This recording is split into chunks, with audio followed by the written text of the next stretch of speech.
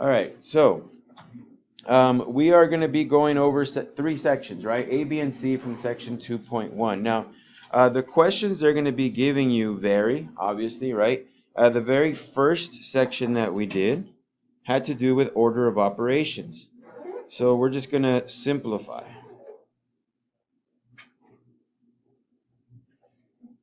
All right. So we are just going to basically simplify these things. Okay. So I'm going to give you questions that look very similar to the stuff you're going to be seeing. Okay. Maybe not every type of question, but I'll try to give you things that look similar. So when you study them, they look familiar. Okay. So there's a question on your quiz that looks very similar to that. Okay. Remember, these questions that we start off with, they're not really meant to be difficult. These are all review. Everything we're doing is just review. So if it all seems easy, then that's great, because that means you're going to do just fine tomorrow. Okay? Now, order of operations is the main thing here, right? So you're going to have parentheses, exponents, multiplication or division, addition or subtraction. In our case, we don't have any exponents, but we do have parentheses, right? And that's supposed to be done first. So inside of that parenthesis, you're going to want to add. So your 3 plus 2, that's going to give you 5, okay? And then times 5. And since there's nothing else to do but multiply, you get 25, okay? Again, there are questions like this on your quiz. If that seems super easy, then yes, there's going to be super easy questions on your quiz, okay?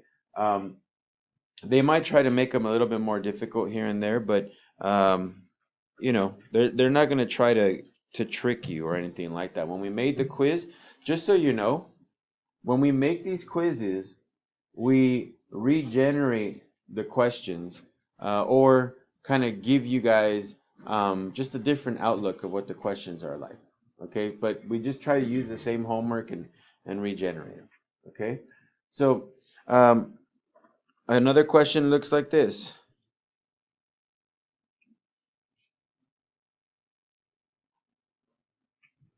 Actually, not 5 minus 1, I'm sorry, it's 5 minus 4.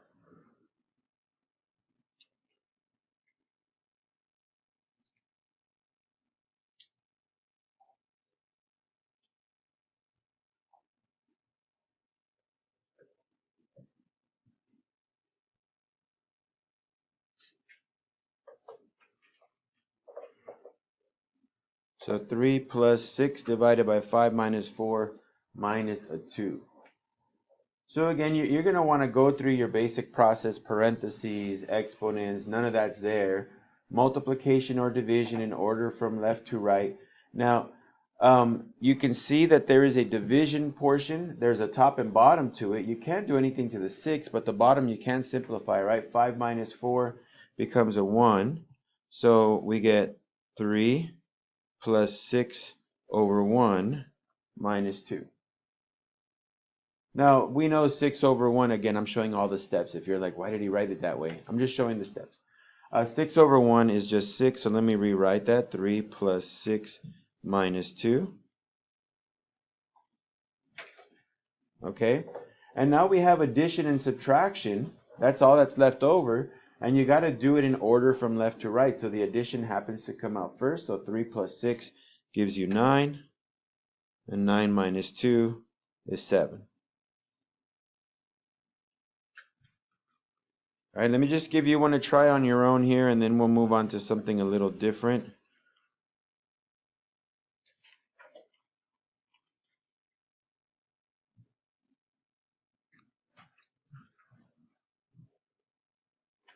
Try this one.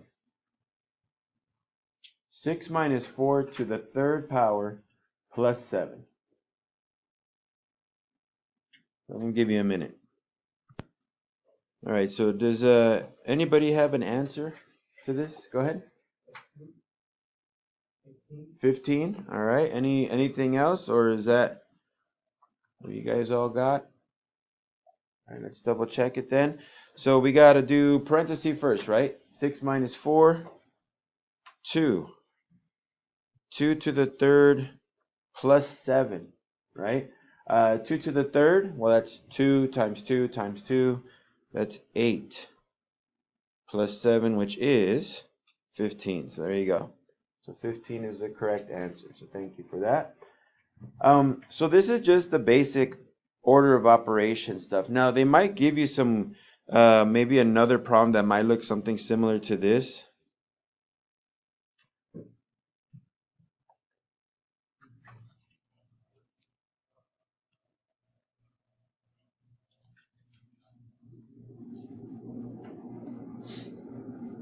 Okay, they could give you something like this, where it's just a couple letters being put together, and they might have you square it, cube it, whatever. But they are telling you what numbers to plug in, right? They're saying 2 is x, and -3 is going to go in for y. Okay, so when you plug those numbers in, make sure you're putting in the right numbers, multiply them out properly, and then do the math that they need you to do. So for me, I'm going to plug in 2 for x. I'm going to put times, because it's x times y, right? So 2 times a -3 squared. And 2 times a -3, that's going to give me a -6. And I got to square it. Okay? -6 squared, 36. Now remember, you are going to be allowed to use calculators for this test. Okay? There's going to be 3 problems on your quiz that are calculator based, meaning you don't have to do any work, just type it in and give me the answer. Okay? So we're not going to practice any of those, because literally that's just punching in numbers. So, just look at your homework that I gave you guys already. There's problems in your homework that are based on you typing in calculator problems. Just practice those. Make sure you can still do them. Okay? But let's not waste too much time doing that type of stuff. Now they are going to give you another set of problems. So I'm going to put simplify again, where we're going to be trying to simplify expressions that have variables and numbers as well. So number 5.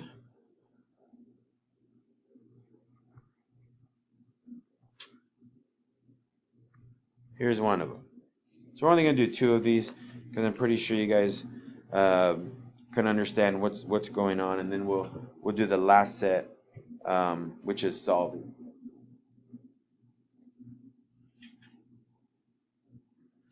Or you know what? We'll only do 1 of these. I think I'd rather spend more time on the solving ones.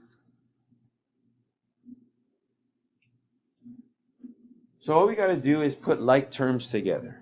Okay?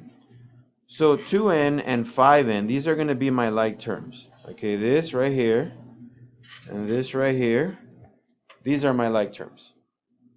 I also have the -6 and the +10 as my like terms.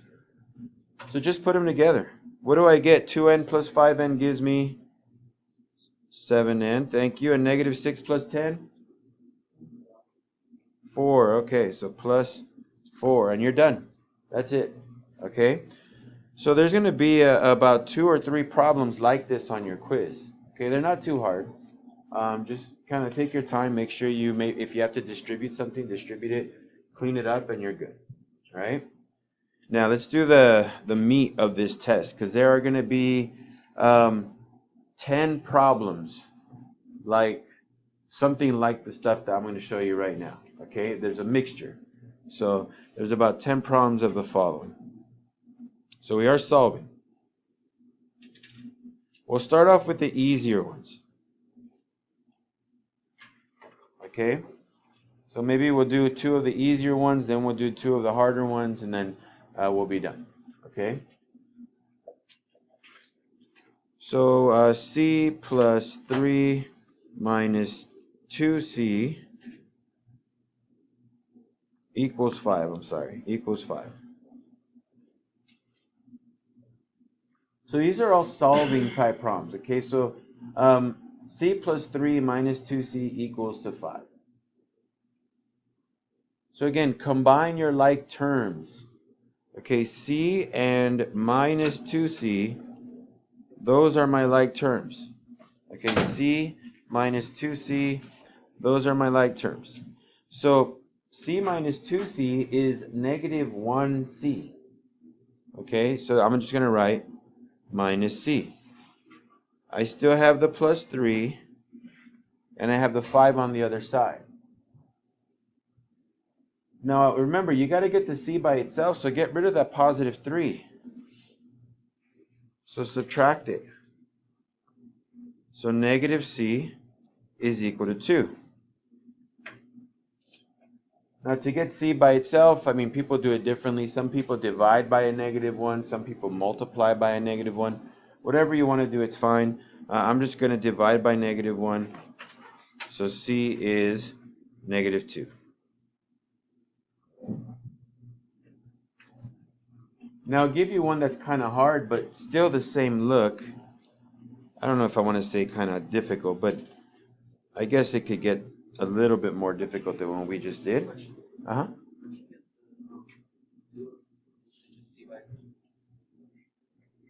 How did I get the... Well, it was... So how did I get the minus c plus 3, right? These two together. C minus 2c.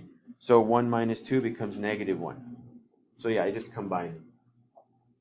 And that gave me a minus c there. Uh-huh. Any other questions on that one? I thought we were supposed to do one of them with a negative symbol as well. So his question was, weren't we supposed to do two different equations, one with a positive, one with a negative answer? Only if we're doing absolute values, and those are coming up. Yeah, those are coming up right now. Yeah, these are just the same, the normal solving ones. No need to change it up, but we will do some of those other ones.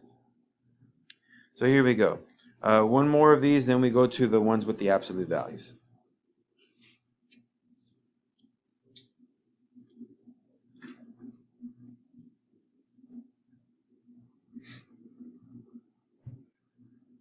So I guess this would be considered like a tough equation, because there are two variables, but this time the variables are on different sides. So you're going to want to combine the variables, but you got to move one of them. One has to go either to the right or to the left. It depends which one you want to move. If you remember, I told you I prefer to move the smaller of the two variables. So we have a 6a and a 2a. I'd rather move the 2a over to the left, because when I subtract, it'll give me a positive answer. Okay? So that's what I'm going to do. If you want to move the 6a, that's okay. Your answer just comes out negative. There's nothing wrong with that. But like I said, I'm a little bit more on the, if I can avoid negatives, I'll try, right? So I'm going to try to get that 2a over. So let's subtract 2a on both sides. So that gives me a 5 plus 4a equals negative 11. All right, now I do want to solve for a, so I want to get rid of that 4 that's next to it and that 5 that's next to it. That 5, though, is adding, right? It's a positive 5, so it's adding to the problem. So let's get rid of it by subtracting it. Whoops, I don't know why I put a 6 there. Minus 5. Okay, so that gives me 4a equals, what does this come out to? Negative what? 16. Negative 16. If I divide by 4, I'll get my answer. Negative 4. So yeah, for these, we don't have to do two different mini equations, right? It's the absolute value one, so we're going to do those next. We're going to do two of those just to kind of remind you of how that works. And then we'll be done. Yeah, normally we end kind of quick on review days because I don't really need to teach anything. I'm just kind of going over it real quick, right? So sometimes I need to reteach if people are like, I don't get what you're doing, or I completely forgot how to do what you're doing. And that's okay. We do have time for reteaching if we need to. But usually it's just more of a going over. All right, so here we go. 2x plus 4 equals to 10. Now notice 2x plus 4 is in an absolute value. So these are the ones that you were talking about, AJ, where we have to split it into two pieces, because absolute values, according to definition, are supposed to have two different solutions most of the time, right? So we have to break it up into two different solutions. Remember, the first one is pretty easy. You just basically rewrite it without the absolute value. So that one is done. But the second one, you rewrite the main part, 2x plus 4. Then you're supposed to flip the symbol, but if you get the equal sign and flip it, it still says equal, so it doesn't do anything. And then you're supposed to change the number at the end to an opposite sign. So if it was a positive 10, now it's a negative 10. And now you just got to solve both of these equations, and you'll get both of your answers, or in some cases, one of your answers. Okay? So let's go ahead and do that really quick. We'll subtract 4 on both sides for the first equation. That gives us 2x equals to 6. So what's my answer for this one? A 3, right? Because I just got to divide by 2. X is equal to 3. So, all right. And then for the next one, we're going to do the same thing. We're going to do a minus 4 here. So I get 2x equals to negative 14. So what's my solution to this one? X equals negative 7. Yeah, so x equals negative 7. Remember, we prefer that you guys write them like this. Okay? Because that's basically saying there are two answers. And let me list them for you, right? So you use the set notation to say, here's my set of answers, these two right here.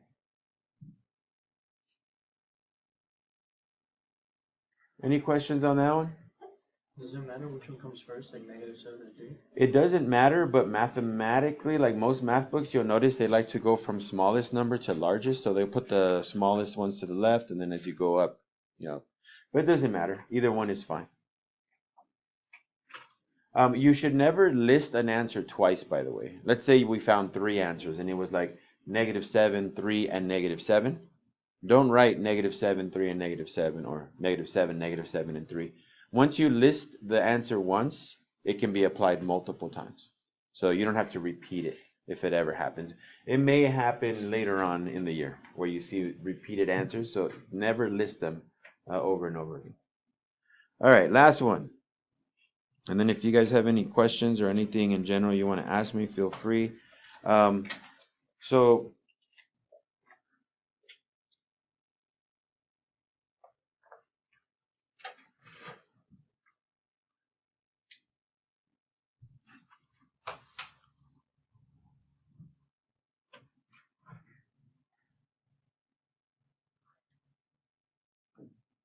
right, so what's my first step here? You should never distribute into an absolute value, right? Because remember, are you distributing a positive 2 or a negative 2, right? Because you got to choose. So yeah, we don't want to distribute. Not that it's wrong to do it, but you better guess right.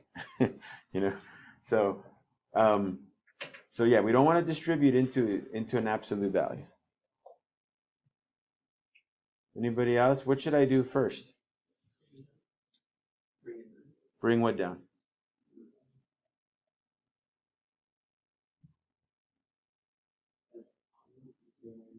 Oh, you mean like just start rewriting right away? Now, I don't mind doing that, but there's something there that's bugging me. I see something. There's actually 2 things that are bugging me. The 2 in the front bugs me, right? I don't want to rewrite it until I have only the absolute values there, right? So how do I get rid of that 2 times part? Just divide right by 2, right? We just want to divide by 2. Let's get rid of this. So now I have the absolute value of n minus 5 is equal to negative 1. All right, so what's my next step here?